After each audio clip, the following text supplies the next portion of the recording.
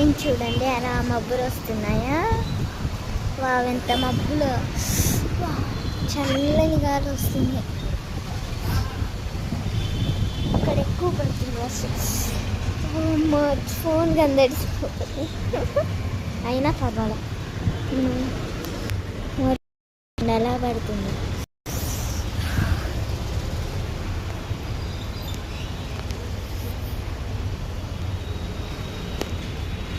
మొత్తం తడిసిపోయా. అది కూడా చూడండి ఎలా పడుతుంది. చల్లని గాలి వస్తుంది.